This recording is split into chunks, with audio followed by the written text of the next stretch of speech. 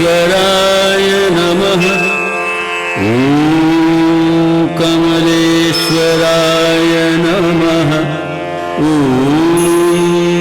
कमलेश्वराय नमः।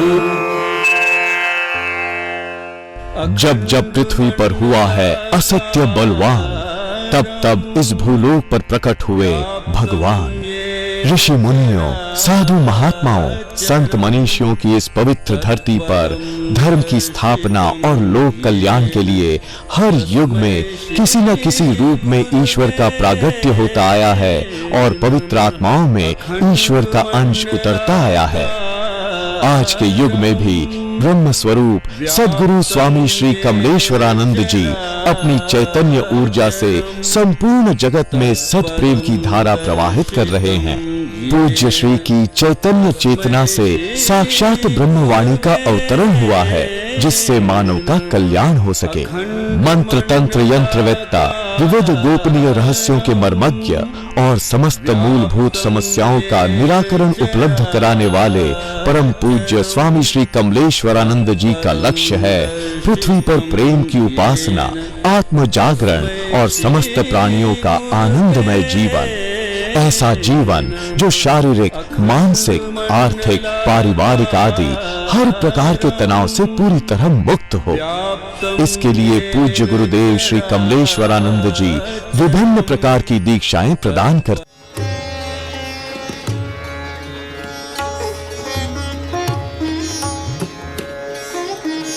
आप सब ये भी जानते हो कि इस जगत का जो नियामक है वो आपके अत्यंत करीब, बहुत ज्यादा नजदीक, आपके ही अंतःकरण में विराजमान है। इतना करीब होते हुए भी वो आपसे दूर है, कारण सिर्फ आपकी भावना और आपके विचार हैं। विकास संसार का होता चला गया और मनुष्य अपने आप में जो अनंतानंत को धारण करते हुए, उस विराटता को धारण करते हुए स्वयं में विराट सत्ता का अधिकारी है, वो स्वयं में न्यून होता चला गया।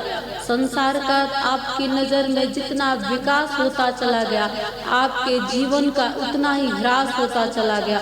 धीरे धीरे आप बाहर बढ़ते चले गए और अंदर की यात्रा आपकी घटती चली गई। जगत की यात्रा में आप फैल रहे हो, जिसको आप कहते हो कि सांसारिक रूप से हम विकास कर रहे हैं, पर मेरे दृष्टिकोण में यदि देखो तो आप कहीं ना कहीं सिमटते जा रहे हो। आपकी क्षमता कम होती जा रही है, आपकी व्यापकता कम होती जा रही है, आप स्वयं को भूलते जा रहे हो। उस अनंत अनंत से आपका जन्म है, उस अविनाशी के आप अंश हो, फिर भी आपका नाश हो जाता है आपकी नज़र में।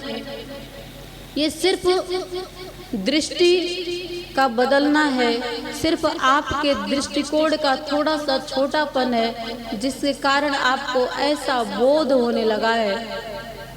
कुछ छूट गया आपसे। क्या छूटा है आपसे? आप क्या छूटा है आपसे? ठहर के जरा सा सोचना। आप छूट गए हो। आप उस परमात्मा से हो, आपके अंत में वो विराजमान, और आप पूरे संसार में भ्रमण कर रहे हो उस मृग की भांति, जो अपने ही नाभि से निकलने वाले सुगंध से अत्यंत परेशान होता है और उसी आनंद को, उसी सुगंध को पाने के लिए पूरे जंगल में भ्रमण करता है। मनुष्य की स्थिति भी कुछ ऐसी ही है। बोध हो तो आनंद आपके अंदर से निश्रित है, बोध हो तो आप में ही आपका सृजन है, बोध हो तो सब कुछ संसार का आपके अंदर से ही आपको मिलने वाला है। जितनी विराटता अपनी बढ़ाते चले जाओगे उतना ही स्थायित्व में आओगे। जितना ज्यादा आपकी दृष्टि का विराटपन बढ़ेगा उतना ज्यादा ठहराव में आओगे। अति आवश्यक है जीवन को समझना, और अति आवश्यक है जीवन के दर्शन को समझना। सत्य, सृजन, संसार और शिव का बोध, ये सब आवश्यक है। किसके लिए? आपके लिए। मनुष्य हो, बोध आपको होना चाहिए। श्रेष्ठ हो, श्रेष्ठता का आभास होना चाहिए। दिव्य हो, क्योंकि आपका उद्गम उस दिव्य, उस पवित्र, उस पावन परमात्मा से है। वो पावन है, वो दिव्य है, वो पवित्र है, वो जगत का नियामक है। आप उसी से हो तो उसका बोध आपको होना चाहिए। ओमकारेश्वर की धरा, बहती हुई नर्मदा, और आपके ही इस अंत में बैठे हुए वो सदाशिव, फिर भी आप उनसे बहुत दूर हो। यात्रा करनी है संसार से सार की, यात्रा करनी है इस साकार से निराकार की, जो कल आप दर्शन करने के लिए गए थे। बताना चाहूंगी आपको, जानते भी होंगे, फिर भी याद दिलाने के लिए कि जिस भगवान का दर्शन करने के लिए जाते हो वो निराकार भी है, वो साकार भी है। जब वो निराकार है तो उसकी व्यापकता और बढ़ जाती है। हवा हर जगह है, आकाश को भी कहीं से भी देख सकते हो, पृथ्वी का भी एहसास हर जगह कर सकते हो। इनको देखो जरा, इनकी विराटता को। ऐसे ही सदा शिव आपके प्राणों के रूप में अति सूक्ष्म आपके अंदर विराजमान है, फिर भी साकार रूप में, ज्योतिर्लिंगों के रूप में वो क्यों स्थापित होने की आवश्यकता पड़ गई उसे? क्यों उस निराकार को साकार रूप लेकर के इस जगत में स्थापित होना पड़ा? सिर्फ इसलिए कि मनुष्य उस निराकार का एहसास करके भी नहीं कर पाता है। आपकी बोध की जो स्थिति है, इतनी सूक्ष्मता में नहीं पहुंच पाते हो आप, इसलिए वो अपने नाना रूप, नाना रंग ले करके इस संसार में वो व्याप्त हो जाता है। ये नदी जो है बहती हुई, ये बोध देती है हमें उस ईश्वर का, और ये आवश्यकता है हमारी। इसलिए ईश्वर ने धरती पे नदी के रूप में अपने आप को स्थापित कर दिया। किसके लिए? हम जीवों के लिए, हमारी पूर्णता के लिए, हमारी आवश्यकता की पूर्ति के लिए उस परमात्मा ने अपने आप को जल के रूप में इस धरा पे प्रवाहित किया। संचय करना है हमें इसका, अभिवादन करना है हमें इसका, प्रेम से भरना है हमें इसकी विराटता को अपने अंतः में। सिर्फ देख के प्रकृति को छोड़ नहीं देना है, देखते हुए धीरे धीरे अपने अंतः में भरना है।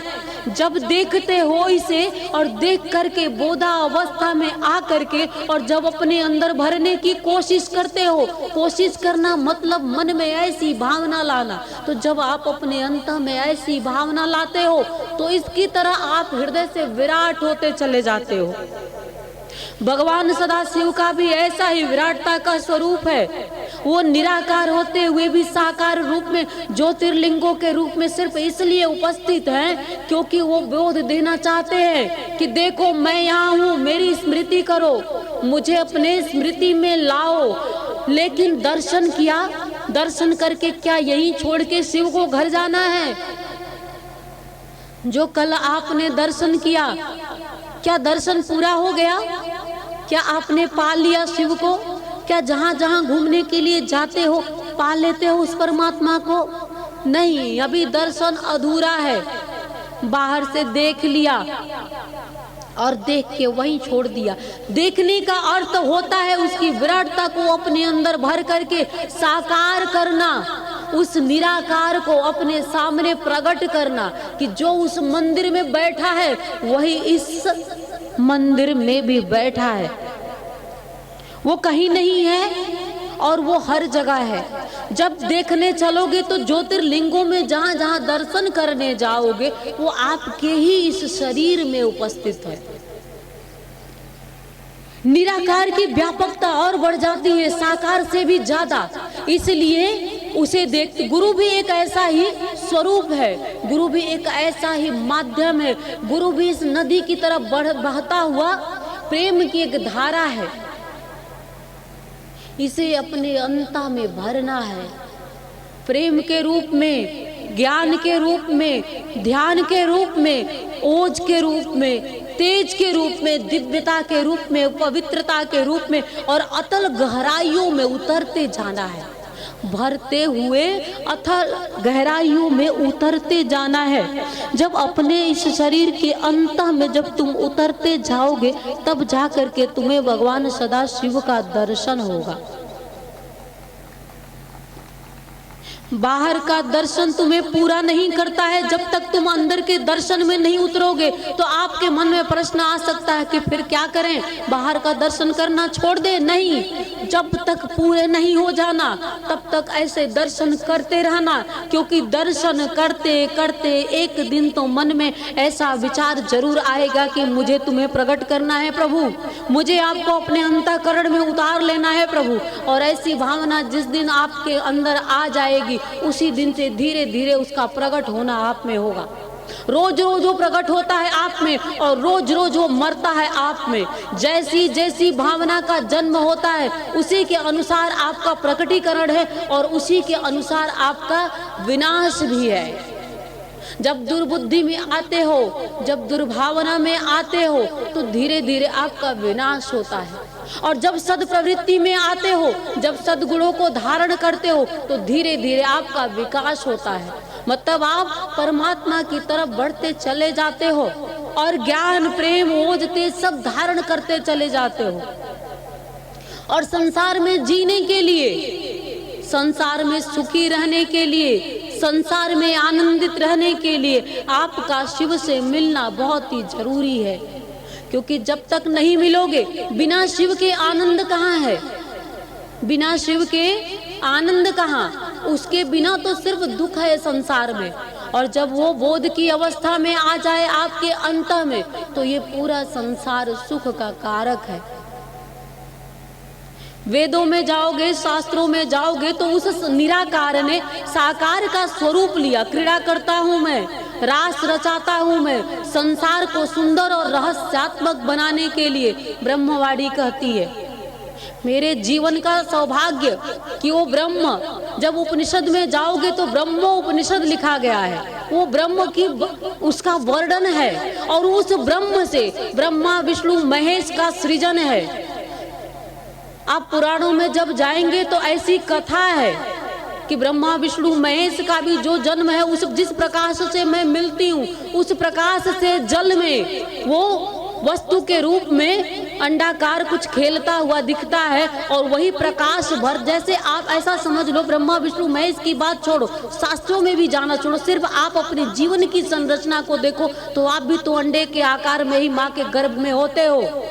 और आपके अंदर जब वो परमात्मा, वो प्रकाश, वो ब्रह्म जीव के रूप में आप में जब विराजमान होता है, तब आपका अस्तित्व है। ऐसे ही ये भगवान जो है इस जगत में, उनका भी जो अस्तित्व है उस ब्रह्म से है। और वो ब्रह्म क्या है? वो सदगुरु है। सदगुरु की बड़ी विराटता है और वो विराट अपने आप को इतना सूक्ष्म करके इस शरीर में भर लेता है। ऐसा समझो कि समुद्र में जाते हो और उस जल को एक घड़े में भर के लाके अपने घर में रख लो। ऐसे ही इस जगत की व्यवस्था को सुंदर तरीके से चलाने के लिए वो ब्रह्म मानव शरीर में गुरु के रूप में इस शरीर में अपने आप को सूक्ष्म करके भर देता है।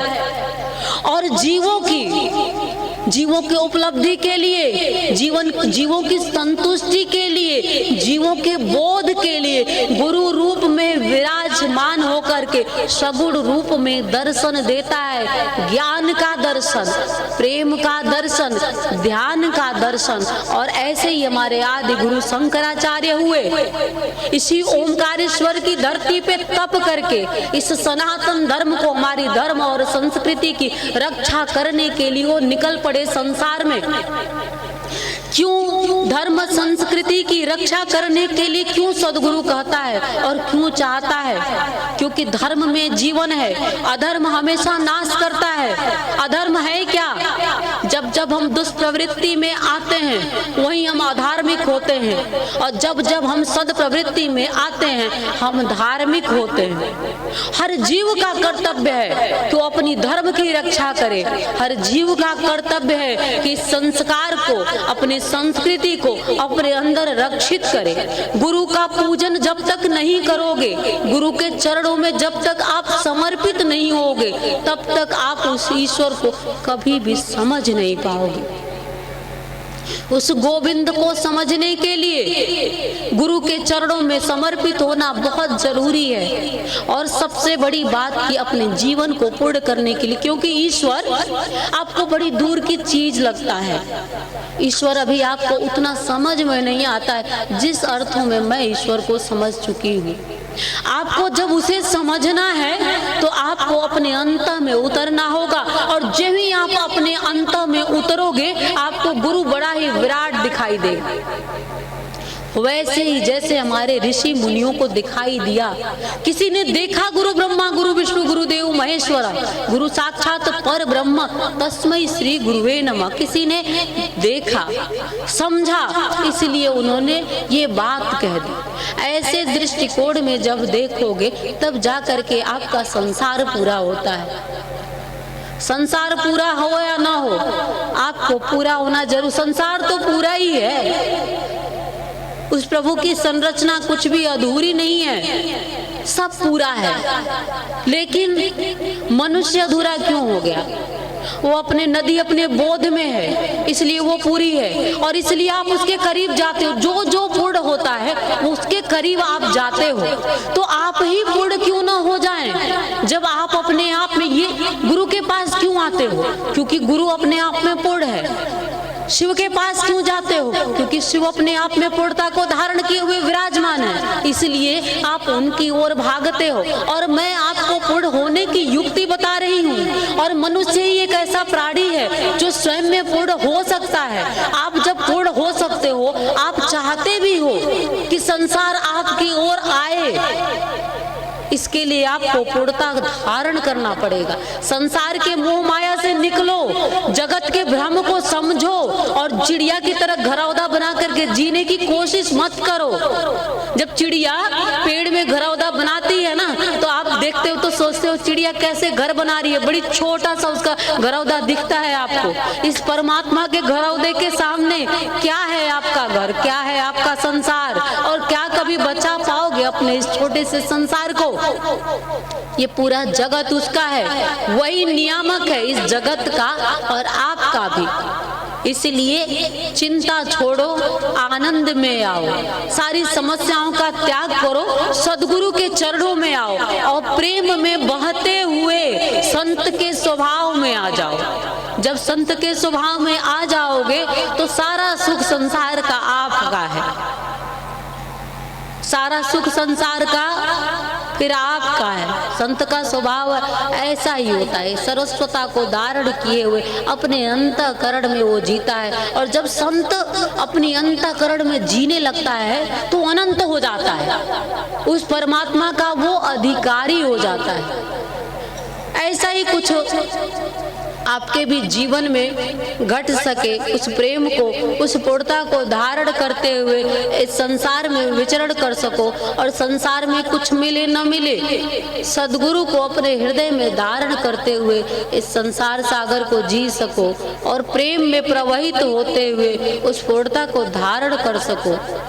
यही मैं भगवान सदाशिव से प्रार्थना करती हूँ, आप सभी जीवों के लिए प्रार्थना करती हूँ, और आप सबको हृदय से शुभकामना भी देती हूँ कि आप दिव्य भाव, दिव्य विचार, ऐसे भाव भूमि पे आरूढ़ होते हुए अपने सदगुरु के चरणों में समर्पित होए, और उस ईश्वर का आनंद जो है, उस भगवान सदाशिव का जो आनंद है वो आपको प्राप्त हो सके।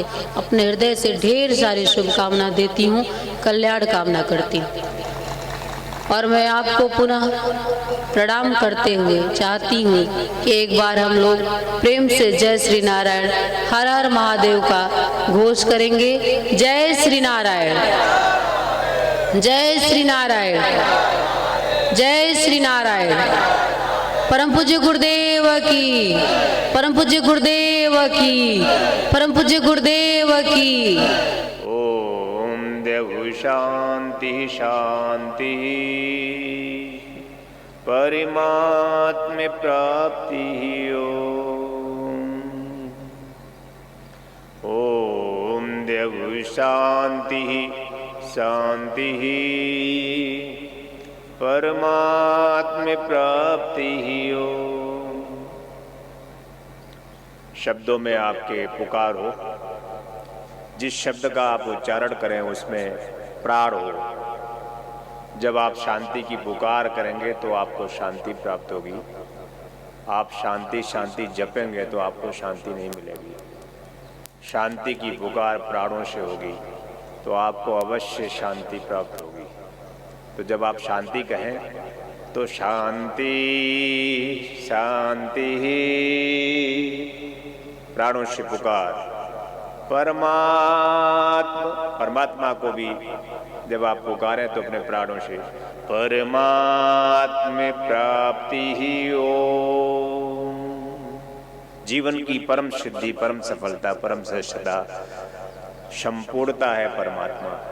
उसकी पुकार हम सब जीव जगत करें, करना ही चाहिए, हमारा यही धर्म है। गुरु के साथ आप मंत्र करें, शब्द अर्थ ब्रह्म सिद्ध करें। जिस शब्द का आप उच्चारण करें गुरु के सम्मुख, उसका अर्थ समझें और प्रार्थना करें प्राणों से, हे गुरुदेव हमारे जीवन में इसकी अर्थ सिद्धि हो। ओम देहु शांति शांति, परमात्म प्राप्ति हो। ओम देहु शांति शांति, परमात्म प्राप्ति हो। ओम देहु शांति, परमात्म प्राप्ति ओम देहु शांति शांति, परमात्म प्राप्ति ओम देहु शांति शांति, परमात्म प्राप्ति ओम देहु शांति शांति, परमात्म प्राप्ति ओम देहु शांति शांति, परमात्म प्राप्ति ओम देहु शांति शांति, परमात्म प्राप्ति ओम देहु शांति शांति, परमात्म प्राप्ति ओम देहु शांति, परमात्म प्राप्ति ओम हरि हरि ओम हरि हरि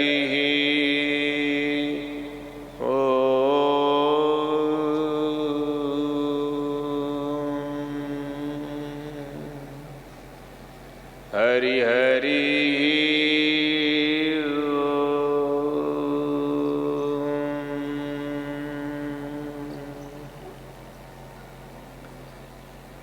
गुरुर्ब्रह्मा गुरुर्विष्णु गुरुर्देवो महेश्वरः, गुरुसाक्षात् परं ब्रह्म तस्मै श्री गुरुवे नमः।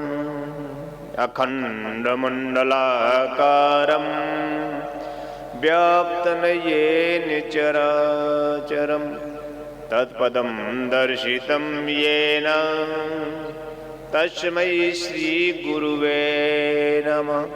तस्मै श्री गुरुवे हरि हरि ओम। महाशिवरात्रि शिव शक्ति महोत्सव ओमकारेश्वर साधना सिद्धि दीक्षा के इस शिविर में ध्यान योग जन जागृति सेवा संस्थान से मैं स्वामी कमलेश्वरानंद आप सब साधकों और शिष्यों को जो यहाँ पर उपस्थित हुए हैं,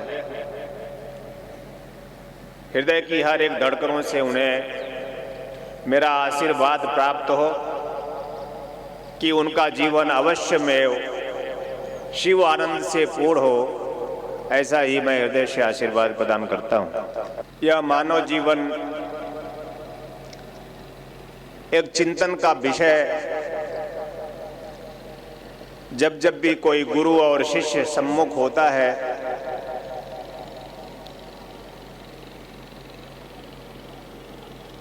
तो जीव जड़वत चेतना से विलग होकर एक चिंतन करता है कि हमें हमारा जीवन, यह मनुष्य जीवन क्यों प्राप्त हुआ है। पूरी सजगता से वो गुरु के सम्मुख सीधे बैठता है और एक निष्ठ भाव से अपने गुरु को निहारता है। शब्द अर्थ पे जाएंगे और ठीक सीधे बैठेंगे जैसे आपका गुरु बैठा हुआ है। रीढ़ की हड्डी में कोई खम ना पड़े, सीधे आप बैठे, तो बिल्कुल हिले नहीं और एक चकोर की भांति तब तक गुरु को निहारते रहेंगे जब तक प्राण ना छूट जाए। जब ऐसा कोई जीव अपने गुरु की भक्ति करता है तो वह जीव जीव नहीं शिव बन जाता है। और हम गुरु शिष्य सौभाग्यशाली हैं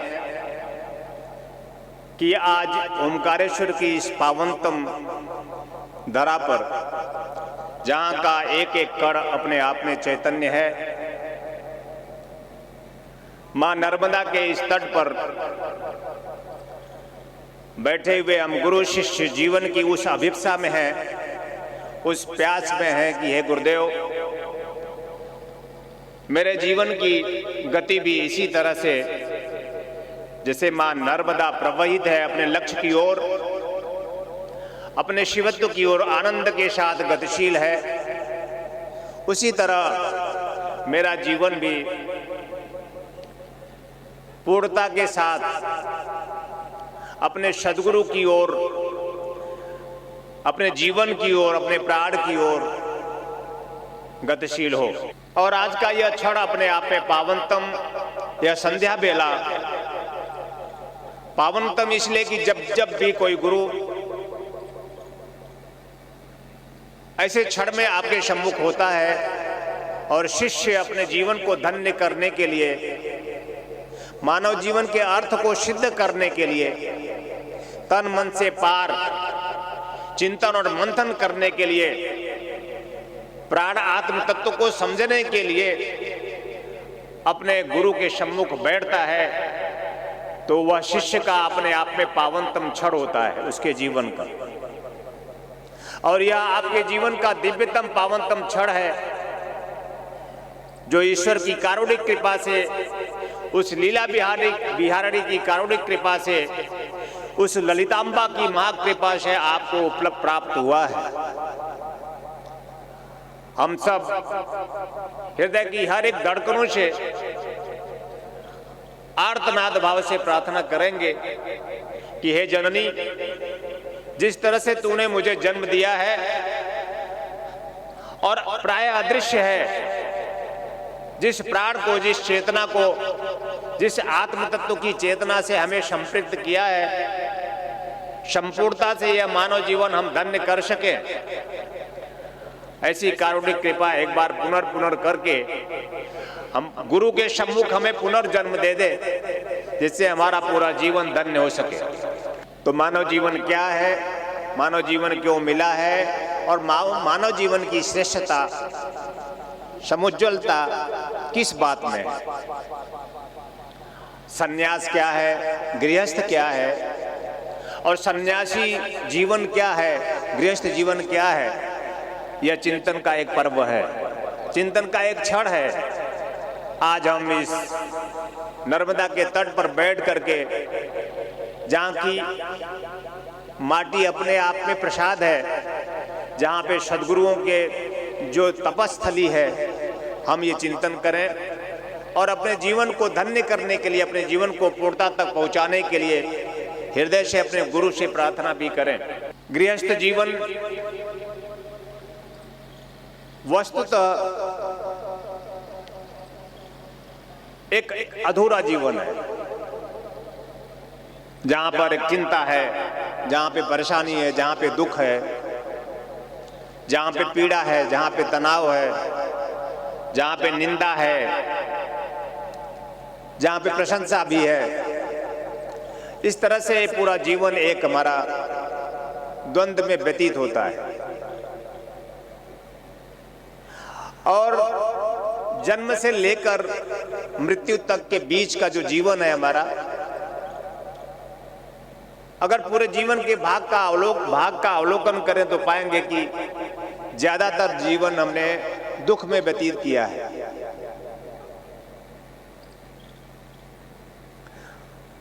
और जीवन में गुरु प्राप्त भी हुआ तो भी उसी सुख और दुख के भाव में हम अपना जीवन आज भी व्यतीत कर रहे हैं।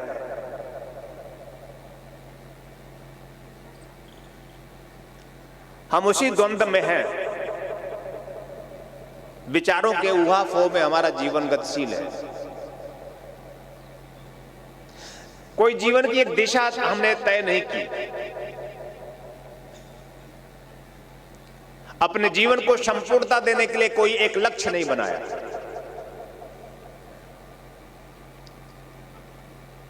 तब चिंतित, परेशान, दुखी थे। आज भी हम गुरु के सम्मुख बैठते हुए भी, गुरु जीवन में प्राप्त होता हुआ भी चिंतित, दुखी और परेशान होते हैं। द्वंद्व से युक्त जीवन जीते हैं, सुख और दुख में, मान और अपमान में, यश और अपयश में, ईर्ष्या और द्वेष में, झूठ और पाखंड में, छल और छद में हमारा जीवन आज भी हम जीते रहते हैं। जो दुख का पल है, जो दुख का क्षण है, जो चिंता का एक विषय है, जो जीवन हमारा इस तरह से काल कौलित होता जा रहा है। और धीरे धीरे हम मृत्यु की ओर गतिशील हैं। धीरे धीरे हम मृत्यु की ओर सरक रहे हैं। और एक दिन यमराज आएंगे, सुनिश्चित है, और आपको झपट्टा मार करके आपके प्राणों को हर लेंगे। आप यम पास में कभी आएंगे ऐसा नहीं है, आप यम पास में ही हैं। आप हर पल मर रहे हैं, और आपके मरने का प्रमाण आपके ये खुद नाखून है। मैं नाखून काट रहा था तो नाखून काटने में कोई दर्द नहीं होता है। नाखून को हम प्रसन्नता से काट के अलग कर देते हैं शरीर से। इस शरीर से नाखून, एक हमारे मन में एक चिंतन होता है, मनन होता है कि ये नाखून आखिर है क्या। तो डेड सेल्स, यानी हम प्रायः मृत होते हैं। जितना जितना मरते हैं उतना उतना नाखून होते जाते हैं। हम रोज मर रहे होते हैं, रोज हमारा नाखून बढ़ रहा होता है। और कुछ दिन बाद हम नाखून काटते रहते हैं, और फिर नाखून काट के अलग कर देते हैं, नाखून काट के अलग कर देते हैं। और नाखून को जब आप देखें, अपना ही नाखून, तो आपको अच्छा नहीं लगता। ऐसा लगता है इसको तुरंत झाड़ू मारो और फेंक दो। क्यों? क्योंकि वो मृत है। हम उतने मर गए और हम मरना नहीं चाहते।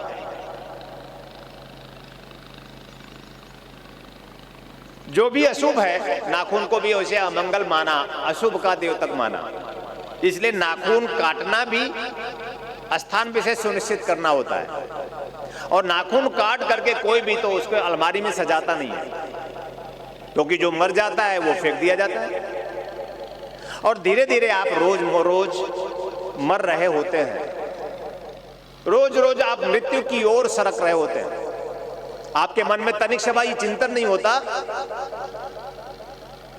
क्या मैं मर जाऊंगा, क्या मैं अपने इस अमूल्यवान जीवन को समाप्त कर दूंगा। ये जो मूल्यवान जीवन है जिसका कोई कीमत आका नहीं जा सकता, क्या मैं अपने जीवन को यूं ही समाप्त कर दूंगा। कोई एक साधक चाहिए, कोई एक शिष्य चाहिए, कोई एक चिंतक चाहिए, कोई एक उस चेतना को, उस पूर्णता को प्राप्त करने के लिए कोई एक ज्योति पुंज चाहिए। साधक और शिष्य का लक्षण होता है कि वो तन मन के पार का एक चिंतन करता है। साधक और शिष्य का लक्षण होता है कि वो तन मन को जीते हुए तन मन से पार प्राणों में उतर जाने के लिए अपने गुरु से प्रार्थना करता है। एक हमारा जीवन है कि हम इतने वर्ष के हो गए हैं और हमने अपने अंदर अगर संपूर्णता प्राप्त करने की चाह नहीं रखी तो हमारा जीवन बेकार जा रहा है। हम इतने साल मर चुके हैं और हम इतने साल बाद फिर मर जाएंगे। लेकिन अगर हमारे जीवन में कोई गुरु मिलता है तो इसलिए नहीं कि उसको सांसारिक दुखों से ही छुटकारा पाने के लिए अपने ये दुख है, ये चिंता, ये परेशानी है, जो संसार का रोना है, उसी रोना को समाप्त करने के लिए गुरु से सिर्फ याचना करते रहे। गुरुदेव हमारा व्यवसाय चल जाए, गुरुदेव हमारा हमें संतान नहीं प्राप्त हुआ है, संतान मिल जाए, गुरुदेव हमारा संतान प्राप्त हुआ है, नालायक है, लायक हो जाए, गुरुदेव हम इस रोग से ग्रस्त हैं, इस पीड़ा से हमें मुक्ति मिल जाए। और इस प्रकार से नाना प्रकार के भयों से आक्रांत होकर हम गुरु के सम्मुख बैठ करके उन्हीं भय से, उन्हीं आशंकाओं से दूर होने के लिए सिर्फ प्रयास करते रहते हैं। हम कभी एक शिष्य की भांति अपने गुरु के सम्मुख बैठते ही नहीं। हम हमेशा नाशवान चीजों की मांग करते रहते हैं। ये पूरा का पूरा संसार जो आपके चित्त में है, ध्यान से सुनना, संसार ये धरती नहीं, ये आकाश नहीं, ये नदी नहीं, ये पर्वत पहाड़ नहीं है, ये तो है और रहेगा। पूरा का पूरा संसार जो आपके चित्त में आपने बना रखा है, वो संसार नाशवान है। वो चिंतन जो आप करते हैं वो समाप्त हो जाएगा, उसकी प्राप्ति भी समाप्ति में है। आप जो कुछ भी प्राप्त किए हैं समाप्त हो जाएगा। और यहां तक कि ये शरीर जो साधन है ये भी समाप्त हो जाएगा। पर आप ये नहीं सोचते कि ये शरीर साधन है इसलिए हमें प्राप्त हुआ है, कि साधन के सहारे उस साध्य को, मानव जीवन का लक्ष्य वह साध्य परमात्मा है, उसे प्राप्त कर ले।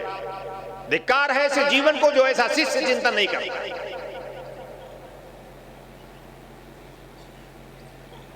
और उस परमात्मा को प्राप्त करने के लिए अपने जीवन में नित्य नित्य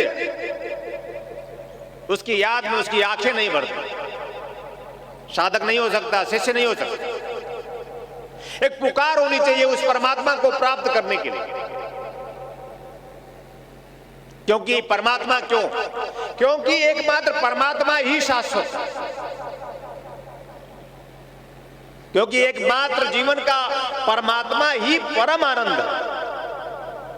और हम दुखी हैं, चिंतित हैं, परेशान हैं, रोज रोज मर रहे हैं। एकमात्र परमात्मा ही अमृत तत्व है। उसकी प्राप्ति इस साधन तत्व के रहते हुए अगर हम कर लिए तो हमारा शिष्य होना सार्थक होगा, सिद्ध होगा। और हम इतने साल के हो गए, हम यह चिंतन बना नहीं पाते। और एक 9 साल का लड़का, 8-9 साल का लड़का शंकर नाम का, वह अपनी माँ से कहता है कि माँ मुझे संन्यास लेना है। और आप गृहस्थ जीवन में रहते हैं और कभी यह चिंतन नहीं होता कि संन्यास जीवन क्या है। गृहस्थ जीवन अच्छा हो सकता है, लेकिन संन्यास जीवन उससे ज्यादा श्रेष्ठ है। और वह एक 9 साल का लड़का कहता है कि मां मुझे संन्यास लेना है। संन्यास अपने आप में जीवन की संपूर्णता प्राप्ति के लिए एक निष्ठ जीवन होता है, जहां पर कोई माया नहीं, जहां पर कोई मोह नहीं, जहां पे कोई तृष्णा नहीं, जहां पे कोई इच्छा नहीं, जहां पे कोई आकांक्षा नहीं। अगर हम साधक शिष्य सुजान हैं तो हम तृष्णा से युक्त नहीं होते, हम माया और मोह में व्याप्त नहीं होते। साधक और शिष्य की पहचान और हम ही सन्यासी होते हैं। सन्यास जीवन की एक उपादेयता, एक सिद्धि, एक सफलता है कि अनिश्चित होना, तृष्णा मुक्त होना, अपने विचारों को कम करना, अपने विचारों को खत्म कर देना, अपने विचारों को कोई विचार आने ही ना देना, इसलिए ध्यान करना, कोई विचार ना आए इसलिए साधना करना, कोई विचार ही ना आए। कैसे चलेगा गुरुदेव? ऐसा लगता है पूरा संसार तुम ही चला रहे हो गुरुदेव। कैसे चलेगा ये प्रश्न? धरती कैसे है, आकाश कैसे है, और ये पर्वत पहाड़ कैसे है, और इस पूरे ब्रह्मांड में सूर्य अपनी कक्षा में स्थापित है वो कैसे है, चंद्रमा अपनी कक्षा में स्थापित है वो कैसे है, और जितने भी ग्रह नक्षत्र हैं सब अपनी जगह स्थिर हैं बिना बेस के। ऐसे समझो कि ये आकाश है और इसमें एक गेंद लटका है वो सूरज है, एक गेंद लटका है एक चांद है, और ऐसे अनंत अनंत तारे मंडल है। सूर्य से बहुत बड़े बड़े तारे मंडल होते हैं और सभी अपनी जगह स्थिर हैं और सभी चलायमान हैं। कैसे चल रहा है गुरुदेव? कभी तो सोचो, उन्मुक्त आकाश में, इस पूरे संसार में सब चल ही रहा है, हम क्यों कर्ता बन जाते हैं? हम एक अद्वितीय चिंतन क्यों नहीं करते मनुष्य होते हुए? हम इस संसार सागर में रहते हुए, नाना प्रकार के दुखों को भोगते हुए भी श्रेष्ठता का, उन्मुक्तता का, अपने आप में संपूर्णता का चिंतन क्यों नहीं कर पाते? क्योंकि कोई जीवन में गुरु नहीं होता है। क्योंकि अगर जीवन में गुरु होता भी है तो हम उससे अपने संसार को सजाने के लिए सिर्फ प्रार्थना करते हैं। उस सार को, उस सत्य को, उस शिव को, उस जीवन के आनंद को जिसके लिए जन्म हुआ होता है, हम अपने सदगुरु से उसके लिए प्रार्थना नहीं करते। प्रिय हो तुम मेरे, प्रिय से परम प्रिय बनो। प्रिय तो हो, मेरे प्रिय हो। प्रिय ना होते तो मेरे सम्मुख ना होते। और मैं चाहता हूं कि अगर इतने दूर दूर से चल करके, इतने भाव से भर करके तुम अगर दौड़ लगाते हो एक बछड़े की बात, प्रियता प्राप्त करके यहां पर बैठे हो, सौभाग्यशाली साधक और शिष्यों की जीवन की संपूर्णता प्राप्ति की पिपासा लिए अगर तुम यहां बैठ जाओ, इन 2 दिनों में तुम्हारा जीवन संपूर्ण हो जाए, ऐसा मैं आशीर्वाद दूं। केरल में जन्मा वो लड़का, पिता की छाया सर से उठ जाती है, पिता की आकस्मिक मृत्यु हो जाती है। शंकर नाम है, पिता का नाम शिव गुरु है, संतानहीन थे शिव गुरु, और माता का नाम आर्य अंबा, अंबा है माता का नाम। और दोनों निसंतान थे, शिव गुरु और अंबा को कोई संतान नहीं था।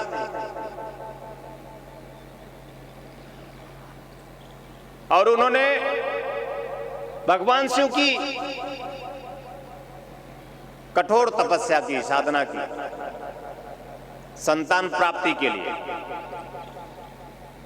मृत्योर्मा अमृतम गमय। ईशावास्य उपनिषद के ऋषि ने इस श्लोक में अंतिम में कहा कि मृत्योर्मा अमृतम गमय। मृत्योर्मा साधना के माध्यम से जीवन को संपूर्णता दे सकते हैं। 3 साधनाएं मृत्योर्मा अमृतम गमय में है। ये सूत्र देखना ऋषि ने कितना गोपनीय और गूढ़ तत्व इस अधूरे श्लोक में रखा है। मृत्योर्मा साधना के माध्यम से हम जीवन को संपूर्ण कर सकते हैं।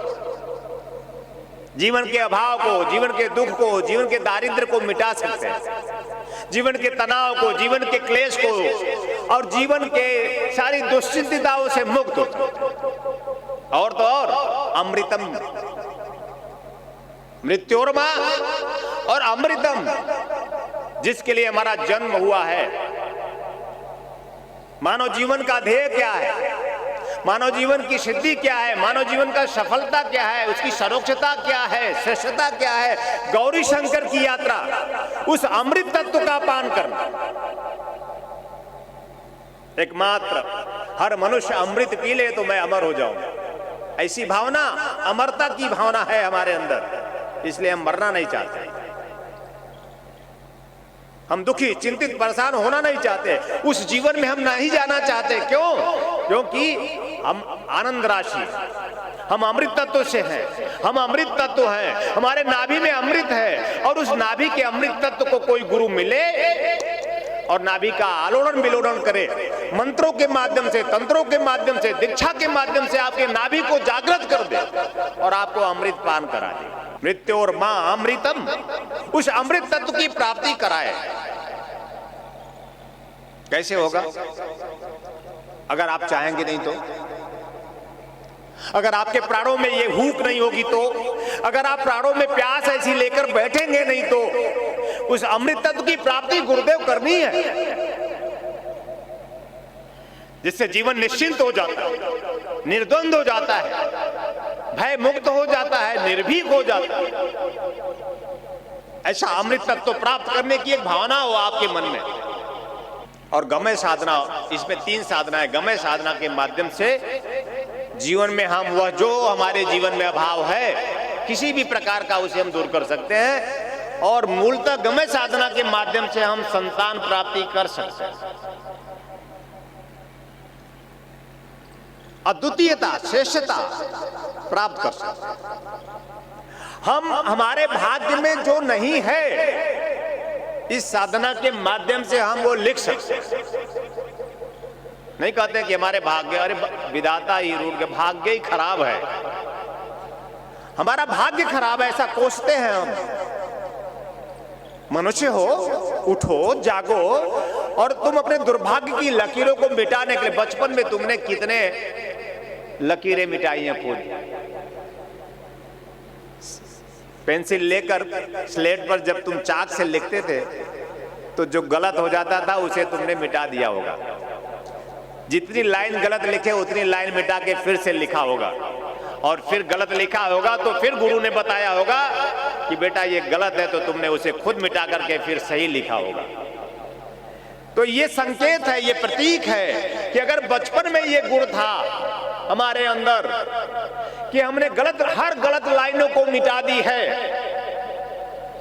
पेंसिल से लिखी गई हर गलत लाइनों को हमने मिटा दी है, गुरु के सानिध्य से, गुरु के साहचर्य से, गुरु की चेतना से हमने जाना और गलत पाया तो मिटा दिया और सही लिख दिया। तो आज क्यों भूल गए तुम? क्या आज तुम्हें गुरु प्राप्त नहीं है? क्या तुम अपने जीवन से दुर्भाग्य की लकीरें मिटा देने में सक्षम नहीं हो? उस समय तो शिक्षक मिला था तो तुम इतना सीख गए थे, अब तो तुम्हें गुरु मिला है, जीवन गुरु मिला है, तो तुम अपने दुर्भाग्य की हर एक लकीरों को क्यों नहीं मिटा सकते? और जीवन में संतान नहीं है तो शास्त्र कहता है कि आप अपूर्ण हैं।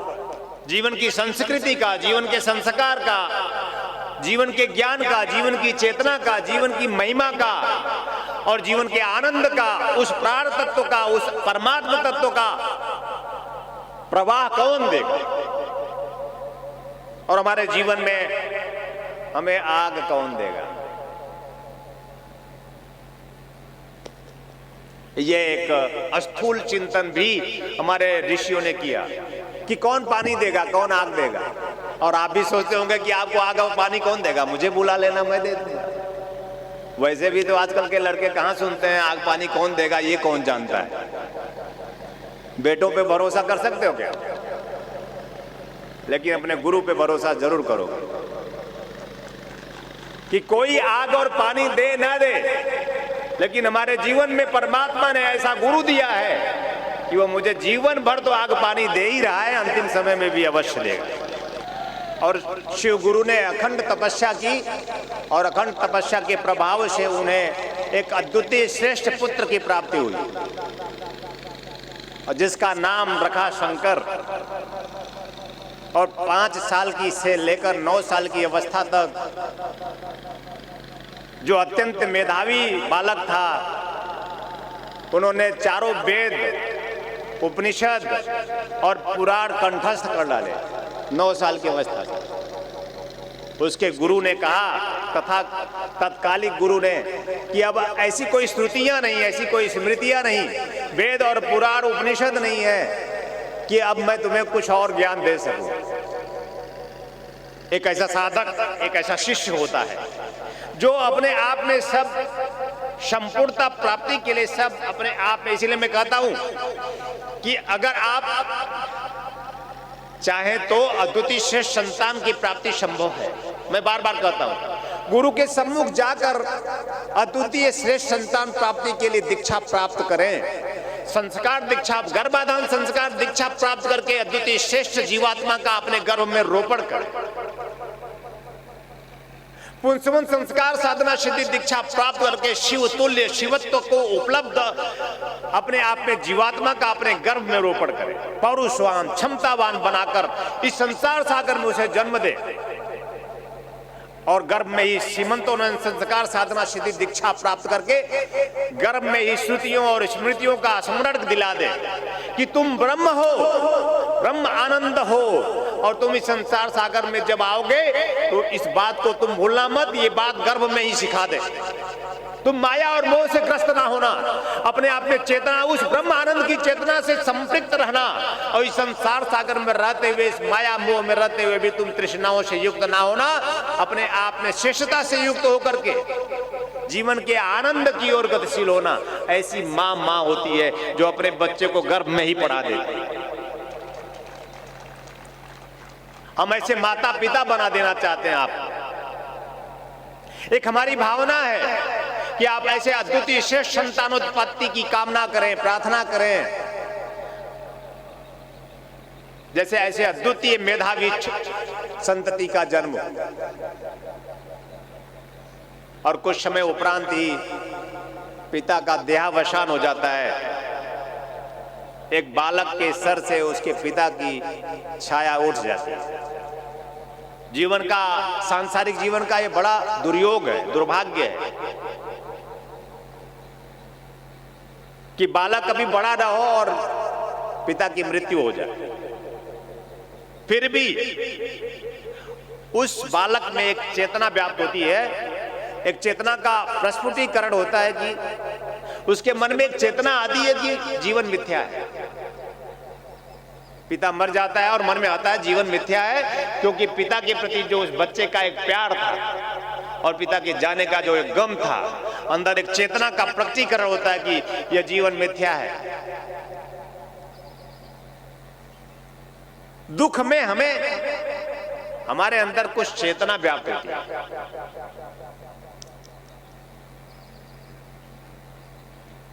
मिथ्या है। उसने कहा कि मां, मुझे अब इस घर संसार में रहना नहीं है, मुझे तू संन्यास लेने दे। मां ने कहा कि बेटा, मैं अकेली हूं और तू मेरा अकेला पुत्र है, मेरे मरणोपरांत मुझे आग कौन देगा। शंकर ने कहा, मां मैं दूंगा। मैं सन्यास जीवन के उस धारणा को तोड़ करके मैं आऊंगा, क्योंकि सन्यासी जब लोग बनते थे तो अपने घर बार को छोड़ करके फिर घर बार वापस नहीं आते, फिर उस गृहस्थ जीवन में वापस जाते नहीं थे। ये संन्यास जीवन का एक नियम है। लेकिन शंकर ने कहा नहीं मां, मैं अवश्य आऊंगा, तू मुझे जाने दे। मां फिर भी नहीं मानी, मां ने आज्ञा दी नहीं। और एक दिन नदी के किनारे मां अपने घड़े में जल भर रही थी और शंकर उस नदी में स्नान कर रहे थे। और तभी एक मगरमच्छ शंकर का पांव पकड़कर खींचने लगता है। शंकर कहते हैं मां देख, मगरमच्छ मुझे ग्रास बना देगा, अब मैं काल कौलित हो जाऊंगा, अब तेरा बेटा नहीं रहेगा मां, तो तुझे पानी कौन देगा, तुझे आग कौन देगा।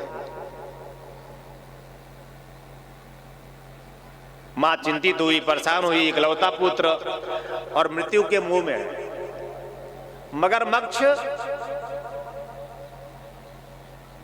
शंकर के पैर को खींचा जा रहा है और शंकर कह रहे हैं कि मां अगर तू आदेश दे दे मुझे संन्यास लेने के लिए तो ये मगरमच्छ मेरा पैर छोड़ देगा। ध्यान रखना, मौत के मुंह में भी शंकर, एक बालक मौत के मुंह में है पर चेतना नहीं कोई है, कोई भय नहीं है, कोई चिंता नहीं है, कोई परेशान नहीं है। और अपनी मां से कहता मां तू मुझे अगर संन्यास लेने के लिए कह दे तो ये मगरमच्छ मुझे छोड़ देगा। यानी संन्यास जीवन एक शिष्टता का जीवन, संपूर्णता का जीवन, अपने आप में साधन से उस साध्य तत्व की प्राप्ति का जीवन, उस शिवत्व को प्राप्त कर लेने का जीवन। और उन्होंने, मां ने सोचा कि अभी तो ये मेरा बेटा अब समाप्ति हो जाएगा, इससे अच्छा कम से कम ये तो मैं इसे संन्यास लेने के लिए कह दूं तो ये तो रहेगा।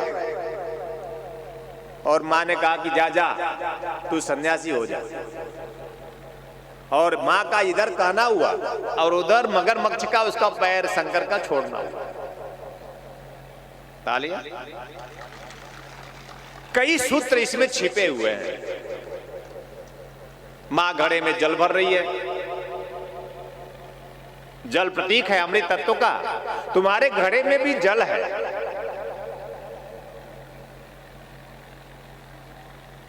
कुंभ में जल, जल में कुंभ, बाहर भीतर। ये जो कुंभ है, ये जो घड़ा है, जो मानव शरीर है, इसमें जल है, अमृत तत्व भरा हुआ है। उस अमृत तत्व से हम भरे हुए हैं। कुंभ में जल है,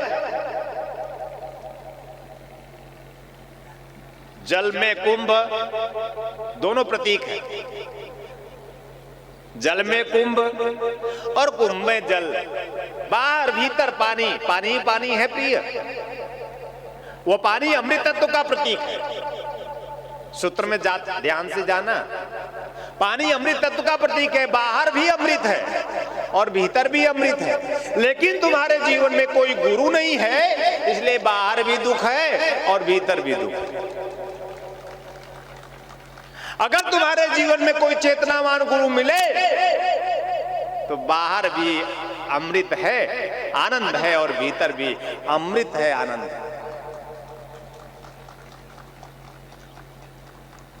एक ऐसी चेतना देखते, ये सब प्रतीक है। सारी कहानियां हमारे पुराणों की कथाएं हमें संकेत करती हैं कहीं जीवन की ओर। आओ चले उस प्राण तत्व की ओर, मानव जीवन का लक्ष्य उस परमात्मा की ओर जिसके बिना हम सभी दुखी और चिंतित परेशान इस संसार सागर में, जहां आनंद रस घन बरस रहा होता है, फिर भी उस अमृत तत्व का पान करने से हम वंचित हो जाते हैं प्रिय। क्योंकि हमारे जीवन में कोई गुरु नहीं होता, और गुरु होता है तो हमारा वो जीवन नहीं होता। मैं आशीर्वाद देता हूं कि तुम्हारे जीवन में गुरु ना हो तो गुरु हो, और गुरु है अगर तो तुम्हारा जीवन हो। मैंने कहा चकोर की भात, चकोर का मतलब क्या है? वो चाँद को निहारता है, चाँद को ही चाहता है, चाँद के सिवा किसी को चाहता ही नहीं, कोई विचार ही नहीं, बस चाँद। आप कहेंगे पागल है, तो पागल बिना बने परमात्मा कहाँ मिलता है? आप चाँद को जैसे चकोर निहारता है, मैंने शुरू में कहा था, कि चाँद को जैसे चकोर निहारता है वैसे निहारो, कुछ समझ में आए या मत आए। चकोर को सुना क्या बहुत ज्ञानवान हो गया, लेकिन उदाहरण दिया जाता है, साधु संत उदाहरण देते हैं, चकोर की भांति प्रेम चाहिए। अगर तुम्हारे जीवन में परिपूर्णता तुम चाहते हो तो चकोर चाँद को ताकते ताकते ताकते ताकते मर जाता है, चाँद में विलीनीकरण कर देता है, स्वयं को समाहित कर देता है। यानी उस प्रकाश की ओर, प्रकाश का एक आकर्षण है जो चकोर समझता है, प्रकाश का एक सम्मोहन है जो चकोर समझता है, और चकोर का उदाहरण साधक और शिष्य से होता है। तू ही हमारे चाँद हो, मुख देखत सुख होत, ऐसी भावना हो। कोई रिश्ते नहीं, कोई नाते नहीं, कोई संबंधी नहीं, कोई सगे नहीं, कुछ नहीं, कुछ है ही नहीं संसार में। ये सब केवल तुम्हारा माया है, तुम्हारा भ्रम तुमने बना रखा है। कुछ है कि ये पति है, कि ये पत्नी है, ये पुत्र है, ये परिवार है, कुछ है ही नहीं। केवल तुम हो। अगर ये बात समझ में आ जाएगा तो सब बच जाएगा, अन्यथा सब समाप्त हो जाएगा, और अंततः तुम भी काल कौलित हो जाओगे। इसलिए हमारा चिंतन श्रेष्ठ होना चाहिए। गलतियां हो जाती हैं, हो जाती हैं। तुम इस संसार सागर में जन्म लिए हो तो बहुत तुम्हारे विचार कलुषित समय विशेष में हुए होंगे, उसका कोई पश्चाताप नहीं। हमारे विचार शुभ हो, हमारे विचार मंगल हो, हमारे विचार परिपूर्ण हो, हमारे विचार श्रेष्ठतर हो, यानी पहले से अच्छे अच्छे और अच्छे होने के विचार हो। हम अतीत में ना जाएं, हम वर्तमान में और समुज्ज्वल बने। एक ऐसी भावना का हम हमारे अंदर प्रयास करें कि आए, हमारे अंदर शुभता आए, हमारे अंदर मंगलता आए। हे गुरुदेव, जिससे हमारे जीवन में जो काल की गति है हम उसे बच पाए। तो मगरमच्छ काल का प्रतीक है, और शंकर का विश्वास देखना, वो घबरा नहीं रहे मृत्यु से, क्योंकि उन्होंने जातक से ही ध्रुव मृत्यु समझ लिया है कि हर एक संसार में ये जो प्राणी आया है वो आज नहीं तो कल तो मर ही जाएगा, समाप्त हो जाएगा।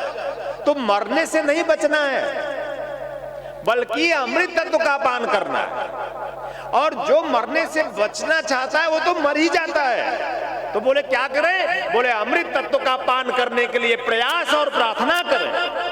और एक लड़का 9 साल का कहता है अपनी माँ से, माँ तू मुझे अगर कह दे सन्यास लेने के लिए तो ये मगरमच्छ जो है ये मेरा पैर छोड़ देगा। और माँ ने कहा बेटा जा जा तू सन्यासी हो जा। माँ ने भय से कि इससे अच्छा तो कम से कम सन्यासी बेटा तो रहेगा। और माँ ने आदेश दिया, जो ही आदेश दिया मगरमच्छ यानी काल पीछे हट गया। इसका मतलब अगर हम श्रेष्ठतर जीवन की ओर हों, अगर हम श्रेष्ठतम जीवन, समुज्ज्वलतम जीवन की चेतना में हो तो काल हमारा कुछ ना कर सकेगा। अगर हम इस तन मन के चिंतन से पार और परे का मन हो, अगर हम उस प्राण तत्व को समझने की कोशिश करें, अगर हम उस आत्मदीप का प्रज्वलन करने का प्रयास करें, गुरु से ऐसी उच्च कोटि की दीक्षा प्राप्त करने की कोशिश करें, तो हम काल कौलित होने से बच जाएंगे। काल हमारा कुछ बिगाड़ ना सकेगा। तब जब हम तन मन के पार प्राणों की यात्रा पर निकलने का चिंतन करेंगे। मां ने आदेश दे दिया और बेटा केरल से चलकर कहां आया? जहां आप बैठे।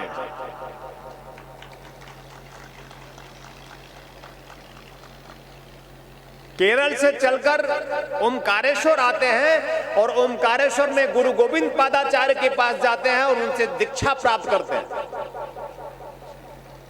गुरुदेव मुझे जीवन में दीक्षित करें, मैं जीवन की संपूर्णता चाहता हूं गुरुदेव।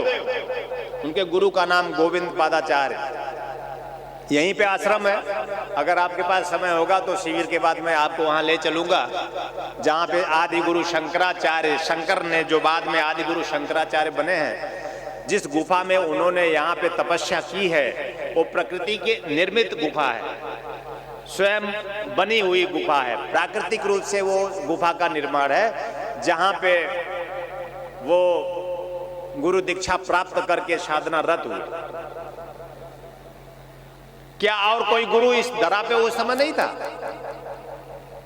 एकमात्र गुरु गोविंद पादाचार्य ऐसे श्रेष्ठतम सदगुरु थे उस समय कि केरल से वो शंकर जो शिव उपासक है, जो शिव की अनन्य भक्त हैं, शिव की प्रेरणा से ही गुरु गोविंद पादाचार्य के पास आते हैं। भगवान शिव ने उन्हें प्रेरणा दी, शंकर अगर तुम जीवन को संपूर्णता से संपूर्ण कर लेना चाहते हो, जीवन को अपने आप में गुरुत्व से परिपूर्ण कर लेना चाहते हो, जीवन में अपने आप में उस राजेश्वरी का दर्शन कर लेना चाहते हो, जीवन में अपने आप में जीवन को धन्य कर लेना चाहते हो, तो एकमात्र गुरु गोविंद पादाचार्य के पास जाकर दीक्षा प्राप्त करो। और यही पावन धरती, इसलिए मैंने कहा पावन है, और यहाँ का एक एक कण अपने आप में ऊर्जा से सिक्त है। आदि गुरु शंकराचार्य की तपस्थली यह अपने आप में संपूर्णता, जीवन को आनंद प्रदायी यह तपस्थली आपके जीवन को संपूर्ण करने की क्षमता रखता है। लेकिन यह तब होगा जब हमारे मन में ऐसे दिव्य भावना का जन्म हो, जब हम भी अपने गुरु के सम्मुख बैठकर ऐसी प्रार्थना करेंगे, हे गुरुदेव मैं अपने जीवन को संपूर्ण कर लेना चाहता हूं, ये तनमन से पार इन समस्त दुखों से छूटकर, इस माया जाल से छूट करके मैं उस प्राण तत्व आनंद की प्राप्ति कर लेना चाहता हूं। ऐसी दीक्षा करें, ऐसे 2 दिनों का मन बनाएं। और सचमुच क्या आप उस प्रकृति को समझ लेना चाहते हैं? सचमुच क्या प्रकृति के पार और परे उस परमात्मा को समझ लेना चाहते हैं? क्या हमारे अंदर ऐसी भावना है?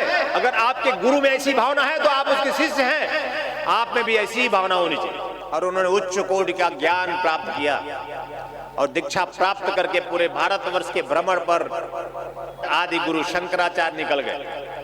अब वो शंकर से शंकराचार्य बने और शाश्वत सनातन धर्म को उन्होंने गति दी, शाश्वत सनातन धर्म को उन्होंने प्रवाह दी।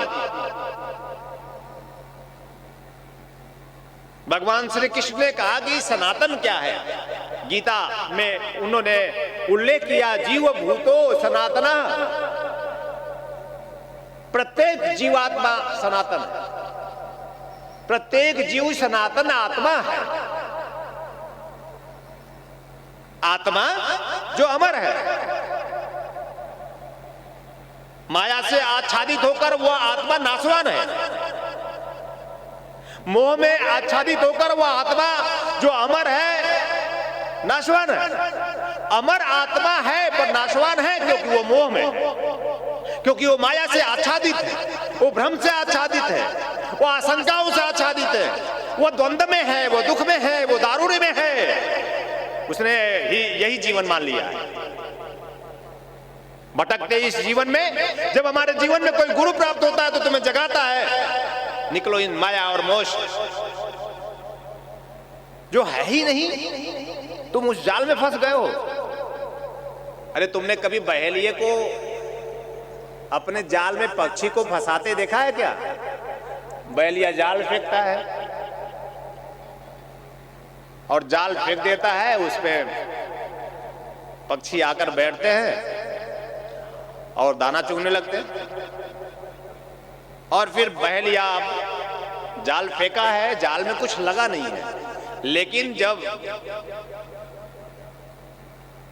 बहेलिया जाल को समेटने के लिए दौड़ता है तो पक्षी घबराकर उड़ना चाहता है और उसका जो पैरों के नाखून होते हैं वो जाल को वो पक्षी ही फंसा लेते हैं। वो खुद पक्षी ही उलझा हुआ, बहेलिये ने कोई गोद वोद नहीं लगा रखा है, कोई जादू और मंत्र तंत्र नहीं किया है, बस जाल फेंका है, बहेलिये ने जाल फेंक दिया है और तुम सब पक्षी हो स्वयं फंसे हुए और तुम घबराए उड़ना चाहते हो कि बचाओ बचाओ मैं फंस गया हूं। अरे क्या, कौन फंसा है, किसने फंसा कर रखा है? तुम्ही को इस माया में, इस मोह में जो है ही नहीं, जो प्रतीति मात्र है, ब्रह्म को भुला बैठे, क्योंकि कोई प्राण का चिंतन नहीं, कोई आत्मा का चिंतन नहीं और तुम इस जाल में फंस गए। तुम खुद तुम्हारे दुख का कारण हो प्रिय। अगर तुम इन दुखों से मुक्त हो जाना चाहते हो तो तन मन के पार की यात्रा करो तुम, क्योंकि ये तन तुम्हारा समाप्त हो जाएगा, नाशवान है। ये तन एकमात्र साधन है, उस साध्य को प्राप्त करने के लिए तुम्हारा जन्म हुआ है। पिपासा हो तुम्हारे अंदर, मुमुक्षु की भावना हो तुम्हारे अंदर, उस प्राण तत्व को पा लेने की अभिप्सा हो तुम्हारे अंदर। कभी मेरे बिना भी सोचो, मेरी अनुपस्थिति में ऐसा चिंतन करो, मेरे बारे में सोचो, मेरी अनुपस्थिति में सोचो कि वह प्राण तत्व जिसे बार बार हमारे गुरुदेव हमें कहते हैं ब्रह्म सत्य जगत मिथ्या। आदि गुरु शंकराचार्य ने कहा कि एकमात्र सब मिथ्या है, एकमात्र ब्रह्म है। उन्होंने अद्वैतवाद दिया, द्वैत नहीं दिया। दुख नहीं, ये दुखपूर्ण जीवन नहीं, द्वैत नहीं, कुछ है ही नहीं द्वैत। उन्होंने कहा सब अद्वैत है, यानी जो है वही है, जो है और जिसके बिना कुछ नहीं हो सकता वो कुछ कैसे हो सकता है। आदि गुरु शंकराचार्य, जो है, जो तुम्हें दिखाई नहीं देता, उसके सिवा कुछ है ही नहीं। अब वो चाहे माता में हो, चाहे पिता में हो, चाहे पति में हो, चाहे पत्नी में हो, चाहे पुत्र में हो, चाहे परिवार में, स्वजन सगे संबंधी में, चाहे धरती में, आकाश में, गंगा और यमुना में, या कहीं भी ब्रह्मांड के कण कण में अगर कुछ है तो वही है, उसके बिना कुछ है ही नहीं। और जब उसके बिना कुछ नहीं तो धरती को देखा तो वो हमें याद आया, आकाश को देखा तो वो मुझे याद आया। बहती ये मां नर्मदा, उसे निहारा, उसमें अवगाहन किया, उसका उसमें स्नान किया, उसकी प्रवाह को देखा तो वो याद आया, माता को देखा तो वो याद आया, पिता को देखा तो याद आया। माता माता नहीं वो है, पिता पिता नहीं वो है, स्वजन स्वजन नहीं जो तुमने मान रखा वो है। अरे भैया, परमात्मा के सिवा कुछ है ही नहीं, लेकिन हमने मान रखा है। और वो कह रहे हैं, ये मैं कहता हूं ये मेरी माँ है, वो कहते हैं न तातो न माता, कोई माता पिता नहीं है। अब आप इसका अर्थ ले लेंगे कि अरे माता पिता तो कुछ होते ही नहीं। आपको तो हमेशा पीछे से पूछ पकड़ने आता है। न तातो न माता, न मंदुर न भ्राता, न पुत्रो न पुत्री, न वीरतो न भरता, न जाया न वित्तम। और देख लेना, देख भी रहे हो कि ये होते हुए भी नहीं है तुम्हारे। एक दिन सिर्फ तुम बचोगे, और अगर समझ गए तुम गुरु के सानिध्य में तो तुम बच जाओगे, अन्यथा एक दिन तुम भी समाप्त हो जाओगे। और मैं चाहता हूं कि तुम समाप्त ना हो। तुम क्या चाहते हो? मरने की ओर है। उन्होंने वचन दिया था, ध्यान में देखा मेरी माँ अब अपनी दैहिक लीला को समाप्त करने वाली है, और उनको उनका वचन याद आया और वो फिर केरल पहुंचे। केरल पहुंचे उस गांव में जहां पे गांव में, और मां ने अपना शंकर के समक्ष उनका दयावसान हो गया। ज्योति से ज्योति मिली, पर गांव का एक भी व्यक्ति शंकर का साथ नहीं दिया, किसी ने मां को कंधा नहीं दिया, क्योंकि सन्यासी का एक नियम था कि जो घर बार छोड़कर जाएगा, पूरा गांव नाराज था उनसे कि तुम हमारे पिता थे नहीं और तुम अपनी मां को छोड़कर सन्यासी हो गए,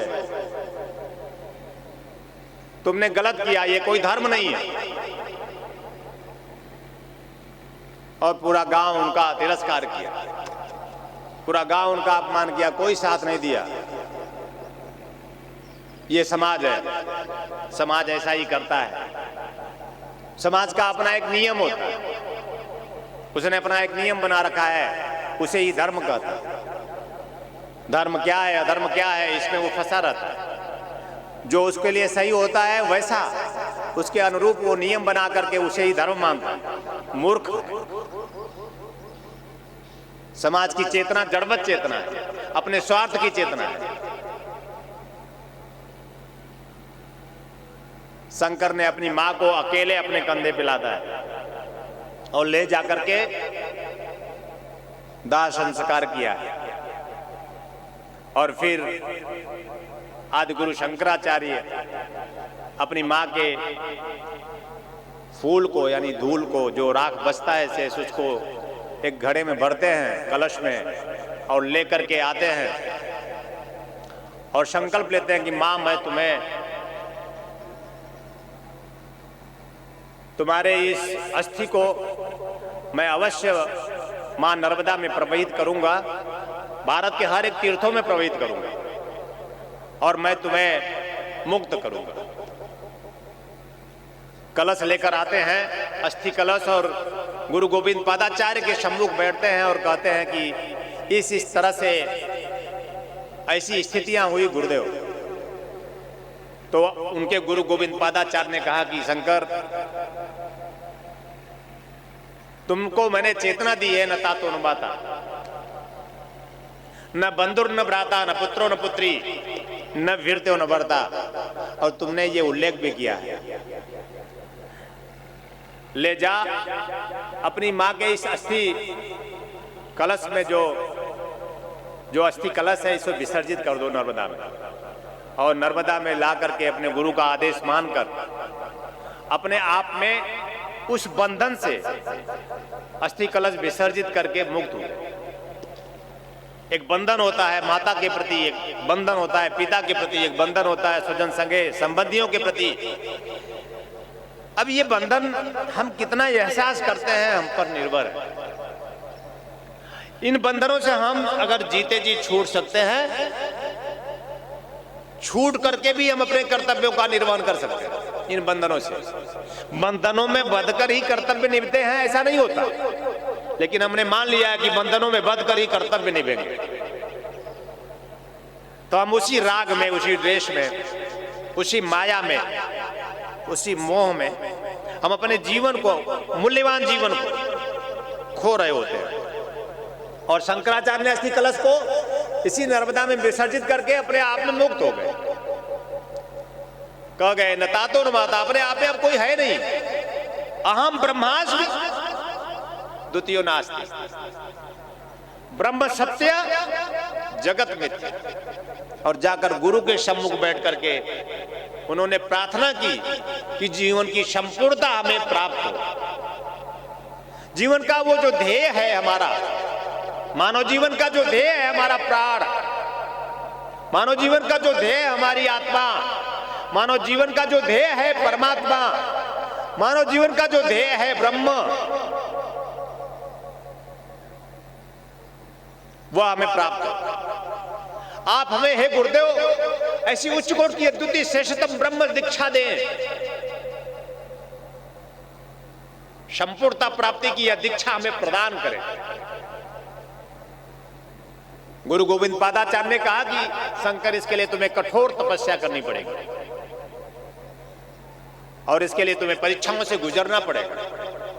आदि गुरु शंकराचार्य ने कठोर तपस्या की और यही स्थली है, यही पावनतम तट है जहां उस प्राकृतिक निर्मित उस गुफा में जाकर आदि गुरु शंकराचार्य ने कठोरतम तपस्या की है जीवन की संपूर्णता प्राप्ति के लिए।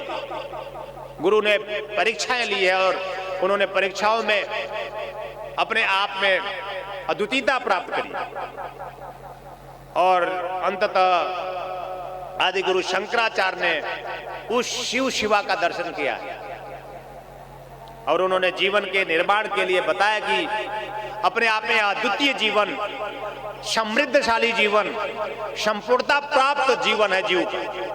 अगर जीव चाहे तो सदगुरु के माध्यम से अपने जीवन की संपूर्णता प्राप्त कर सकता है।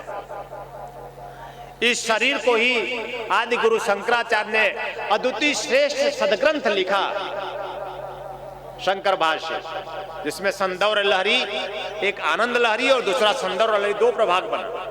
और संदौर लहरी में उन्होंने जीवन की संपूर्णता के संबंध में विवेचन किया कि कैसे यह हमारा शरीर ही अपने आप में संपूर्णता से समस्त दैवी शक्तियों से युक्त है, कैसे यह शरीर ही हमारा श्री यंत्र है। ओम श्रीम ह्रीम श्रीम कमले कमलालय प्रसिद्ध प्रसिद्ध श्रीम ह्रीम श्रीम ओम महालक्ष्मी नमः। कैसे यह शरीर ही हमारा श्री चक्र है। श्री चक्र की साधना उन्होंने सिद्ध करी। संपूर्णता से अपने शरीर में ही अंतस की नाड़ियों को जागृत करी। ईड़ा और पिंगला सुषुम्ना इन 3 नाड़ियों को जागृत करके खट चक्रों का भेदन किया। कैसे ईड़ा पिंगला और सुषुम्ना को एक गुणतम विषय है, एक एक तथ्यों पे जाएंगे तो एक बहुत वेद व्याख्या है। मैं चाहता हूं कि मैं तुम्हें उड़ेल दूं।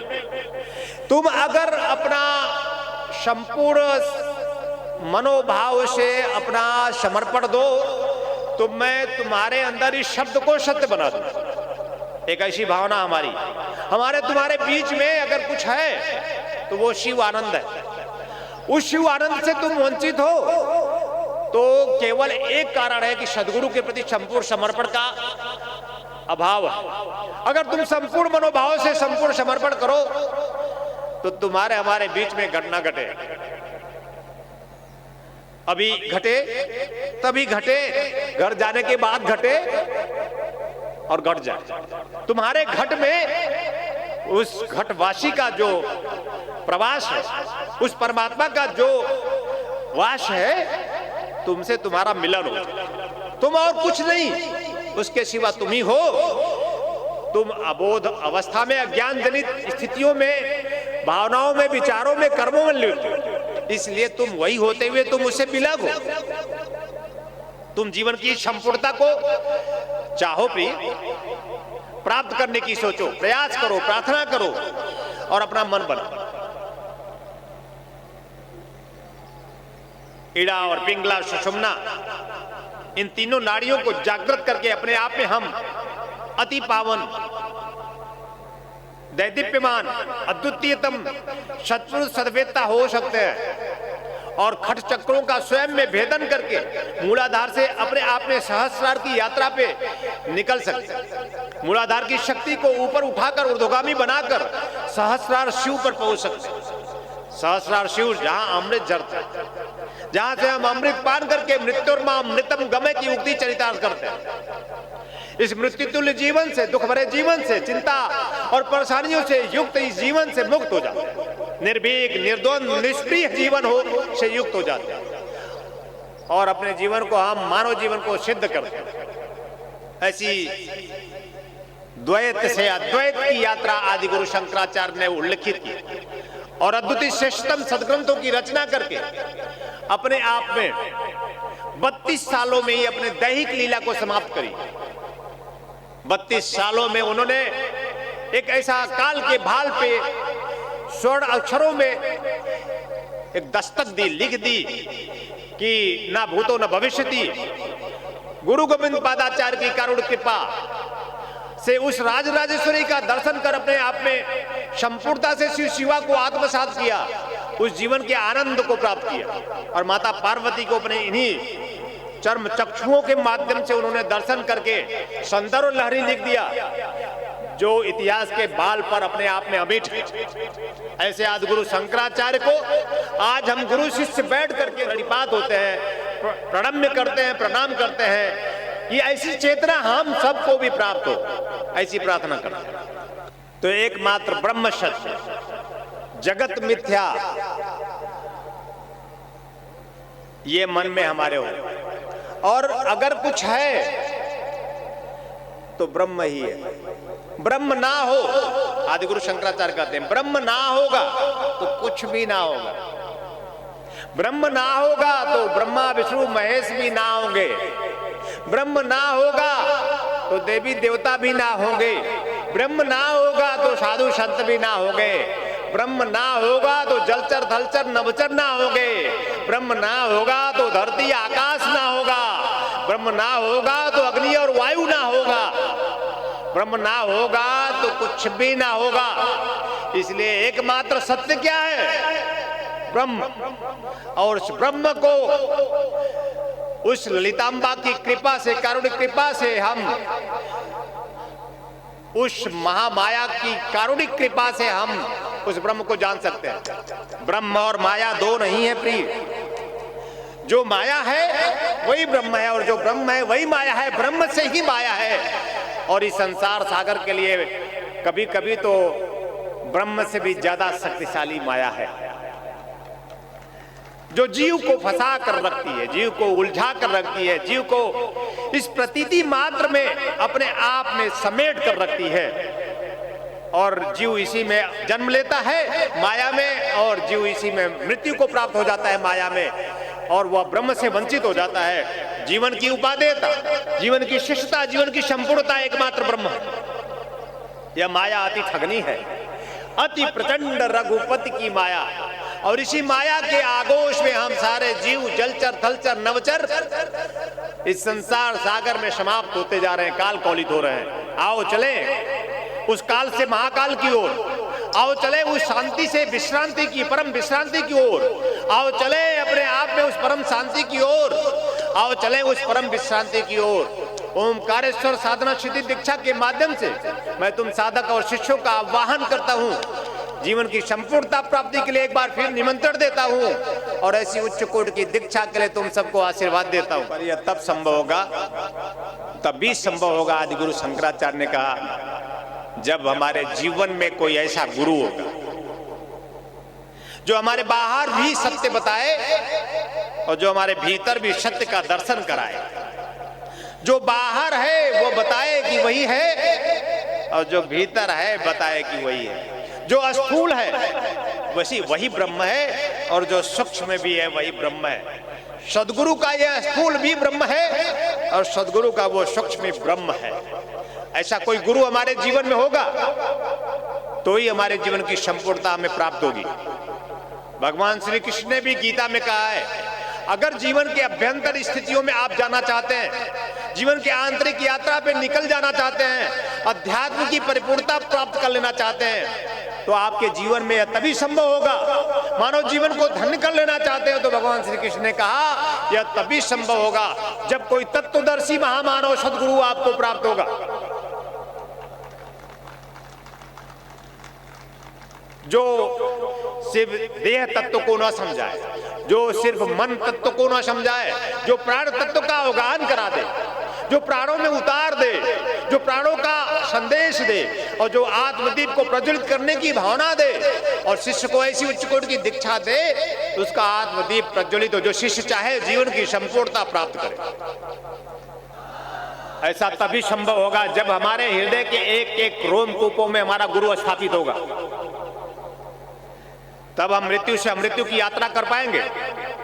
ऐसा तब होगा जब हमारे हृदय की हर एक धड़कनों में हमारा गुरु स्थापित होगा।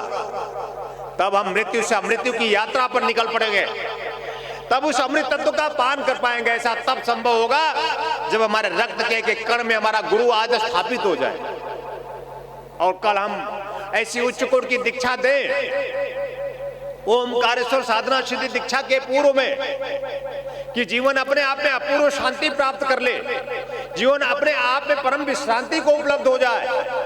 उसके पूर्व में आपके हृदय में, आपके रोम रोम में, एक एक कूपों में गुरु स्थापित हो। ऐसी शक्तिपात दीक्षा मैं आज आप सबको इसी नर्मदा के तट पर दूंगा, और यह मेरी तरफ से आप सबको उपहार होगा। इसके लिए आपको सेवा करनी पड़ेगी, क्योंकि ऐसी उच्च कोटि की दीक्षा जो आपके गुरु हृदय से स्थापन हो, आपका गुरु आपके हृदय में स्थापित हो। आपका गुरु बाहर नहीं, अब आपके हृदय में भीतर स्थापित हो जाए। आप अपने हृदय में, हमारे गुरुदेव कहते थे, परम आराध्य सदगुरुदेव भगवान निखिल कहते थे कि गुरु को थोड़ा हृदय में जगह दे दो। मन में रखते हो फिर मन से निकाल देते हो, मंदिर में रखते हो मंदिर से बाहर फेंक देते हो। जमा तो जमा, नहीं जमा तो फेंक देंगे। कब तक इस दुख भरे मायावी जीवन को ही जीवन बनाए रखोगे? एक दिन तुम्हें ही फेंक दिया जाएगा तुम्हारे घर से निकाल के। गुरु को हृदय में स्थापित करो। तुम चाह लो भी, कभी नाराज भी हो जाओ ना गुरु से, ये तो जीवन का महापाप होता है, तो गुरु से शिष्य नाराज हो जाए। जीवन का जब पाप बढ़ जाता है, जीवन का अघ जब बढ़ जाता है, जीवन के बहुत दुख भोगने होते हैं, तो शिष्य गुरु से ही नाराज होने लगता है। कलयुग है, माया का प्रभाव है, माया किसी को जानने तो देती नहीं। तो जब जब तुम गुरु से तुम्हारा बैर हो तो समझ लेना तुम्हारा नाश निश्चित होना शुरू हुआ है। ये कलयुग है, इसलिए थोड़ा संबोधन जरूरी है। सारे सदशास्त्रों का निचोड़ है। भगवान शिव ने पार्वती को कहा है, शिव की चेतना है कि सब नाराज हो जाए पूरे ब्रह्मांड में। नहीं जानते कि कितने देवी देवता हैं, जितने भी देवी देवता हैं तुम नाराज हो जाए, यहां तक कि ब्रह्मा विष्णु महेश भी स्वयं नाराज हो शिष्य के ऊपर। गुरु ढाल बनकर के शिष्य को बचा लेता है। शिव रुष्टे गुरुष्ट प्राप्त। अगर शिव रुष्ट हो जाए सब छोड़ दीजिए। शिव देवों के देव महादेव है और शिव रुष्ट होते हैं। अगर शिव रुष्ट हो जाए तो गुरु बचा लेता है, लेकिन अगर गुरु रूठ जाए पार्वती तो शिव भी नहीं बचा सकते।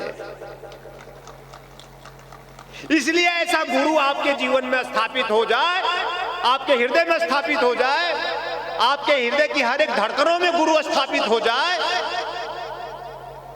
मैं सुन रहा था, नम्रता जी ने कहा था अभी आपको संबोधित करते हुए कि गुरु आपके जीवन में स्थापित हो, आपके हृदय में स्थापित हो।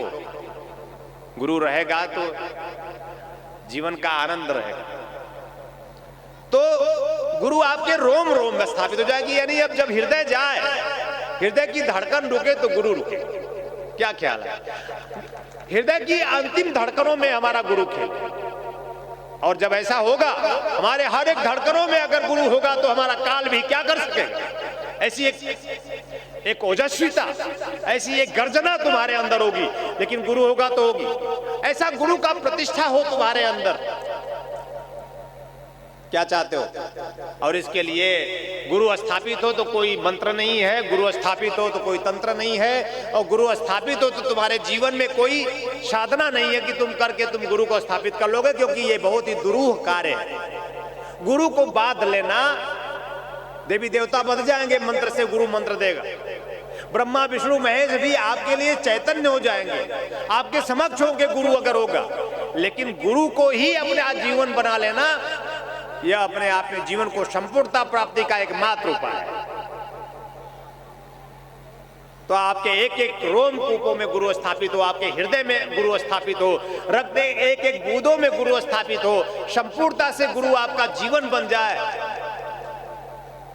ऐसा हो, मैं हृदय से आशीर्वाद देता हूं, कल्याण कामना करता हूं कि आपका जीवन आप संपूर्ण कर सके।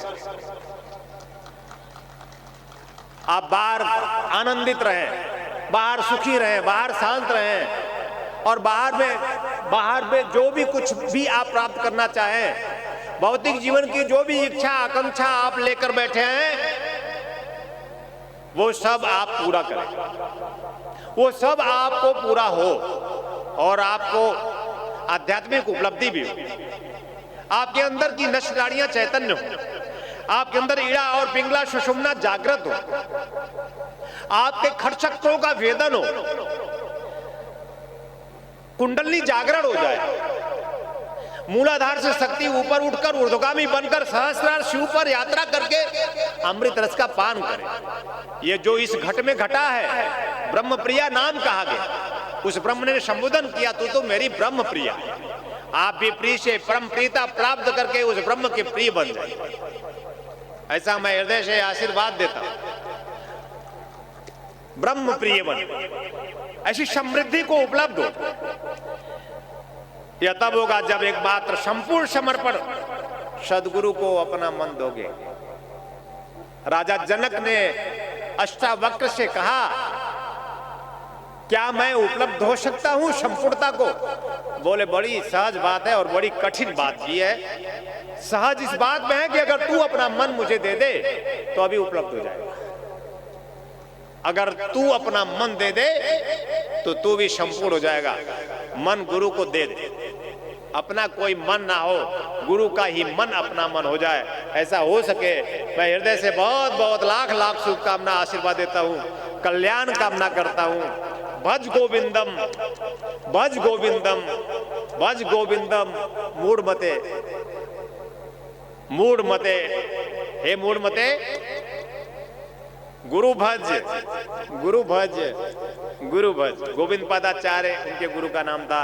उन्होंने लिखा भज भज गोविंदम, भज गोविंदम, गोविंदम भज मूढ़मते।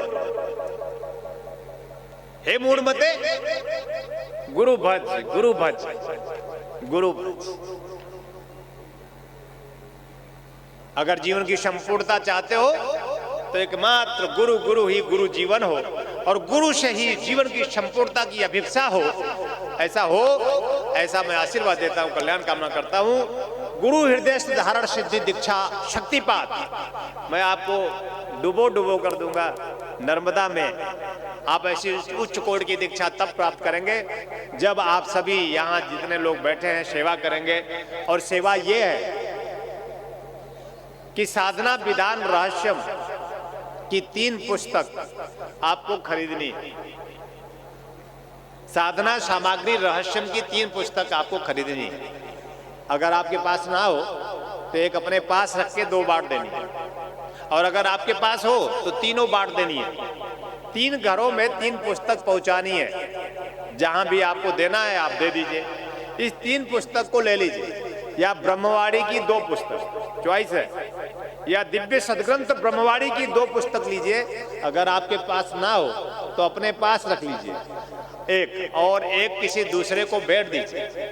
यही मेरा आशीर्वाद है। आपको उच्च कोटि की यह दुर्लभ दीक्षा जो अत्यंत कठिन है, संपूर्णता से संपूर्ण रूपेण गुरु आप में स्थापित हो। इतनी सरल साधना, इतनी सहज युक्ति कोई आपका गुरु कमलेश्वरानंद ही हो सकता है। ध्यान योग की निर्मल धारा जन जन के हृदय में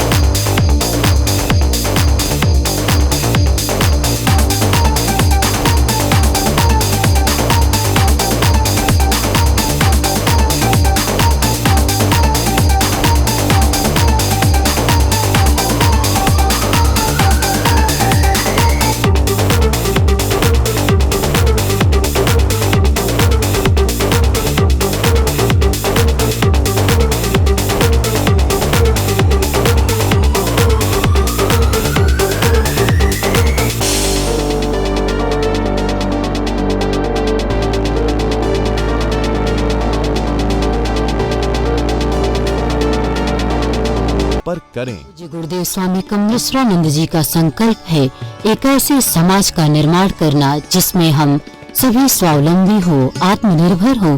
ध्यान योग जन जागृति सेवा संस्थान द्वारा संचालित ब्रह्मानंद बाल विकास केंद्र में उपेक्षित, निराश्रित, अनाथ और दलित वर्ग के बच्चों को बचपन से ही शिक्षा दीक्षा प्रदान कर उनका सर्वांगीण विकास किया जाएगा।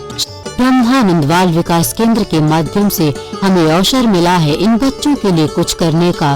तो आइए हम सभी पूज्य गुरुदेव स्वामी कमलेश्वरानंद जी के संकल्प को पूरा करने में सहयोग करें और शिक्षा दीक्षा और मानव कल्याण के इस महायज्ञ में अपना भरपूर योगदान करें।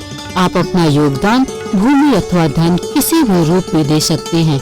योगदान के रूप में आपका दान बैंक ऑफ इंडिया के किसी भी शाखा में ओम निखिलम ओंकार निखिलम गुरु निखिलम गुरुद्वार निखिलम ओम निखिलम ओंकार निखिलम गुरु निखिलम गुरुद्वार निखिलम